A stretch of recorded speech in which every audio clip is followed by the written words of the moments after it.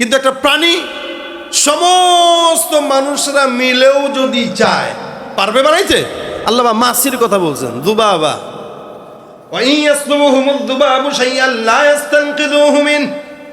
যতগুলো মূর্তির পূজা করো সব মূর্তি থেকে যদি একটা মাছি কোনো খাবার ছিনায় নেয়, একটা খাবার ছিনায় নেওয়ার প্রতিরোধ করার মতো ক্ষমতা এই সমস্ত মূর্তিগুলোর নাই। ঠিক কিনা জোরে কর? যতগুলো। এই জন্য তো ইব্রাহিম পয়গম্বর সুন্দর করে যায় মূর্তির সামনে বলে, এই তোমার সামনে আসলাম, খাবার রাখলাম, খাবার খাও, অথবা খাবার নিয়ে গেলাম ফেরাও, অথবা এই যে তোমার নাকের মধ্যে মাছি বসছে মাছিটাকে ফেরাও।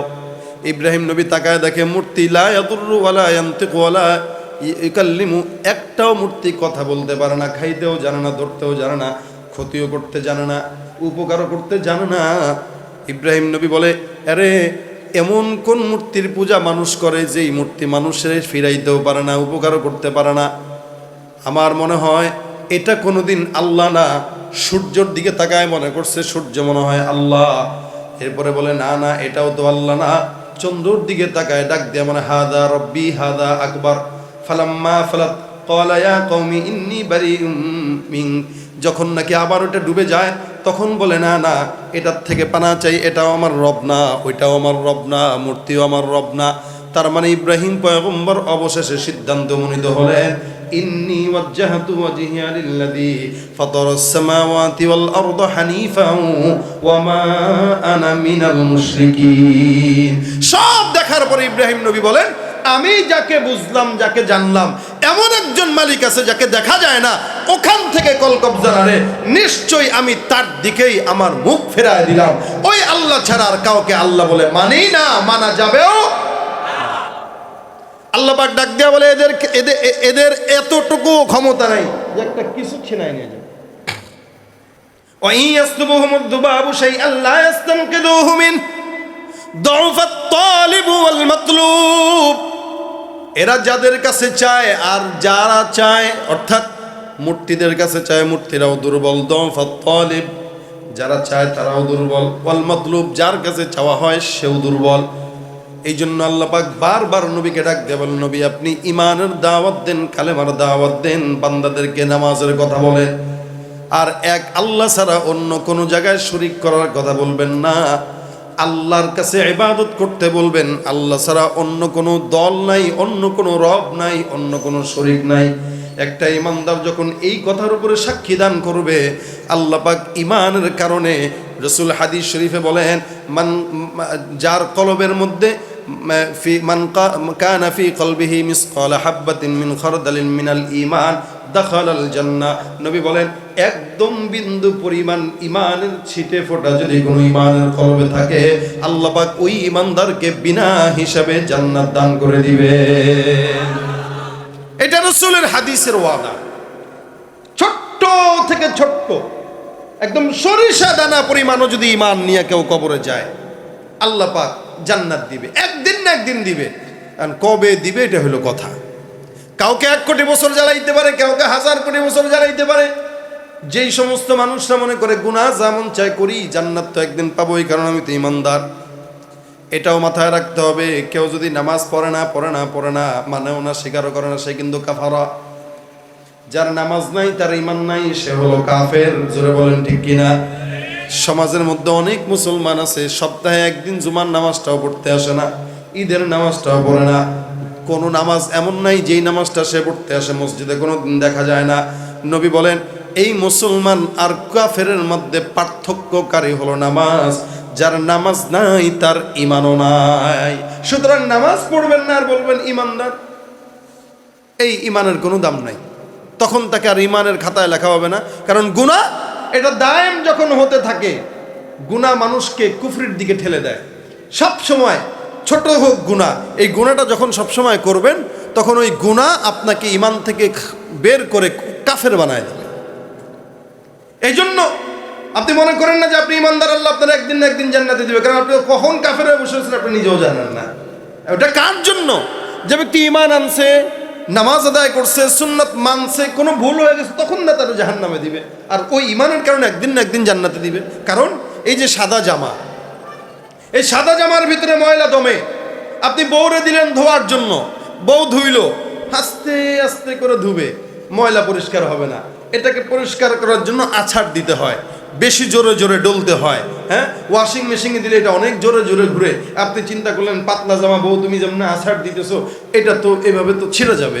এখন বউ যদি মায়া করে খালি চুবাই রাখে আর উঠায় দেয়, দেখবেন ময়লা ময়লার জায়গায় আছে, কোনো লাভ নাই, পরারও যোগ্যতা হবে না, কোনো জায়গায় পড়ে যাবেন, এই কোয়ালিটিরও থাকবে না। তা আমরা ইমানদার ঠিকই, কিন্তু জান্নাত তো পবিত্র জায়গা, ওই জায়গায় যাওয়ার জন্য তো একটা যোগ্যতা অর্জন করা লাগে। এখন গুনাহের যেই দাগ আমরা আমাদের শরীরে বসায় নিলাম, এই দাগ দিয়া কেমনে জান্নাতে দিবে? এই কারণে আল্লাহ পাক শুরুতে এই দাগগুলোর মোছার জন্য একটু জাহান্নামে দিয়া কবে বান্দা একটু ধোয়া মোছা করার জন্য পাঠাইছি আর কি। বেশি দিন লাগবে না, হয়তো কারোর জন্য 5 বছর, কারোর জন্য 10 বছর, কারো 100 বছর, কারো 1,00,000 বছর। তোর ময়লা অনুযায়ী তোর ওয়াশ করা হবে, ওয়াশ শেষ, এবার জান্নাতের উপযুক্তি বা সোজা জান্নাতে ঢুকে শেষ।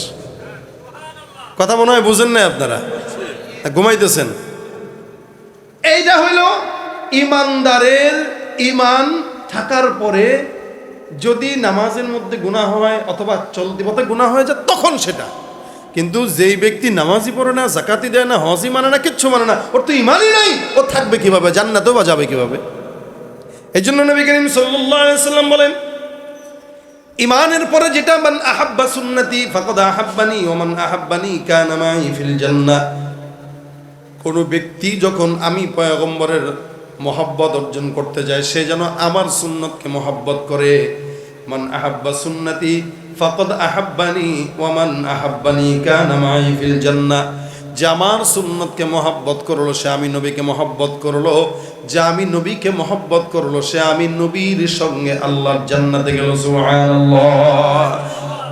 আল্লাহর জান্নাতে যাওয়ার জন্য শর্ত হইল নবীর মহব্বত। তার মানে বোঝা গেল নবীর মহব্বতের জন্য শর্ত হইল নবীর সুন্নত মানা। রাসূল সাল্লাল্লাহু আলাইহি ওয়াসাল্লামের অসংখ্য সুন্নত আল্লাহর হাবিব দিয়ে গেছে। নবী অন্য হাদিসে বলেন, মান তামাসসাকা বিসুন্নতি ইনদা ফাসাদি উম্মতি ফালাহু আজরু মিআত শাহীদ। কেউ যদি আখিরি জামানায় ফিতনার যুগে, ফাসাদের যুগে আমি নবীর সব সুন্নতের উপরে আমল করে, আল্লাহ পাক রব্বুল আলামিন ওই বান্দাটাকে আমি নবীকে সুন্নত মানার কারণে, আমি নবীর সমস্ত সুন্নতের উপর আমল করার কারণে 100 শহীদের সওয়াব আল্লাহ পাক তার আমলনামায় দান করে দিবে। 100 শহীদ রাসূলের সব সুন্নতের উপর আমল করলে। আমাদের দেশে কিছু কিছু সিন্নিখোর হুজুররা যারা 10-15 জনের সামনে বসে বসে কেবল সারা বছর চ্যালেঞ্জের বুলি ছাড়ে, একটা ইস্যু নিয়েই, কি ঈদ মিলাদুন্নবী, এই ইস্যু নিয়ে, আর কোনো ইস্যু নাই। এরা অনেক সময় বলে, ভাই রসুলের একটা সুন্নত মানবেন তো 100 শহীদের সওয়াব। এখন ওই সুন্নত কি? মিষ্টি খা। এই মিষ্টি খাওয়ার সুন্নত সারা বছর মানে, সারা জিন্দেগি মানে, পিঠায় হাত দিয়ে আলাদা করে দিব আল্লাহ পাক। রসুল বলেন, এনে অর্থ মায়না জুমা বিসুন্নতি, সব সুন্নাত। এটার ভিতরে মেসওয়াক আছে, সালাম আছে, কি বলে নামাজের আগের পরের সুন্নত আছে, মানুষের সঙ্গে হাসি মুখে কথা বলা সুন্নত আছে, রাসূলের যত সুন্নত আছে সব। রাসূল সাল্লাল্লাহু আলাইহি ওয়াসাল্লাম বলেন, এরকম ভাবে কোনো বান্দা যদি আমার সমস্ত সুন্নতের উপর আমল করে, আল্লাহ পাক রব্বুল আলামিন 100 শহীদের সওয়াব দান করবেন। শহীদ কাকে বলা হয়? আমাদের দেশে তো রাজনৈতিক কন্দলে মৃত্যুবরণ করলেও বলা হয় শহীদ। রাজনৈতিক মিছিলে গেছে, বিএনপির মিছিল, আওয়ামী লীগের মিছিল বা অন্যান্য মিছিলে গেছে, বাস পিটার খাইছে, পুলিশের মাইন খাইছে, মরে গেছে, অথবা যে কোনো হাঙ্গামায় মরে গেছে, তো এখন কয় এই শহীদ। এত সোজা শহীদ? উল্টাপাল্টা কাম করে শহীদ হইবেন, মরবেন আর শহীদ করবেন? তো শহীদ কাকে বলা হয়? শহীদ হলো যেই ব্যক্তি আল্লাহর দ্বীনের জন্য, রসুলের সুন্নতের জন্য ইমানের হালতে যুদ্ধ করে, যেমন ফিলিস্তিনের মুসলমানেরা ইমানের হালতে যুদ্ধ করে শাহাদাত বরণ করবে ইসলামের কল্যাণের জন্য, দ্বীন প্রচারের জন্য, ওই ব্যক্তি শহীদ। আল্লাহ পাক ওই ব্যক্তির ব্যাপারে বলেন, বাল আহইয়া ওয়ালাকিন লা তাশউরুন। এরা সবাই জীবিত কিন্তু তোমরা বুঝো না। এরা জীবিত, তোমরা বুঝো না। আর শহীদদেরকে আল্লাহ পাক রব্বুল আলামিন তারার কবরের ভিতরেও তাদেরকে রিজিক প্রাপ্ত করেন, মানে আল্লাহ পাক তাদেরকে রিজিক দেন, রিজিক দেন। সুবহানাল্লাহ। শহীদদেরকে আল্লাহ পাক কবরে রিজিক দান করেন। তো সুতরাং এখানে আমরা যারা বসছি, রাসূল সাল্লাল্লাহু আলাইহি সাল্লামের সব সুন্নাতের উপরে যদি কেউ আমল করে, নবী বলতেছেন, তাহলে সে জান্নাতি। আর এক একটা সুন্নত জিন্দার জন্য আমার নবীর কখনো কখনো দাঁত মোবারক শহীদ হয়েছে, কখনো কখনো মাথা মোবারক শহীদ হয়েছে। নবী করিম সাল্লাল্লাহু আলাইহি সাল্লাম মক্কা থেকে তায়েফ পর্যন্ত গেছেন, তায়েফ থেকে আবার ঘুরে এসেছেন। এরকম করে করে আল্লাহর হাবিব সাল্লাল্লাহু আলাইহি সাল্লাম কষ্ট করে সুন্নতগুলো করেছেন। অন্যতম সুন্নত আমি আপনাদেরকে বলি, এক নম্বর রাসূল বলেন আফশুস সালাম। আফশুস সালাম। রাসূলের অসংখ্য সুন্নতের ভিতরে অন্যতম একটা সুন্নত হইল সালামের প্রচলন ঘটানো। বলেন তো কিসের প্রচলন? সালামের। রাসূল বলেন চিনো বা না চিনো, জানো না জানো, বড় হও ছোট হও, সালামের প্রচলন ঘটাও, এটা সুন্নাত। যে আগে সালাম দিল সে অহংকার মুক্ত, যে সালাম দিল সে সওয়াব বেশি পাইল। তো সালামের প্রচলনটা সমাজে যদি গড়ে, সালামের প্রচলন যদি সমাজে থাকে, আশা করা যায় এই সমাজের ভিতরে সালামের যে মূল অর্থ শান্তি, এই শান্তিটাই আলহামদুলিল্লাহ প্রচার হয়ে যাবে। আল্লাহ পাক আমাদেরকে সালামের প্রচলন ঘটানোর তৌফিক দান করুক, বলেন আমিন। জবান করে তাকবীর দেন, লিল্লাহে তাকবীর। আরো জোরে।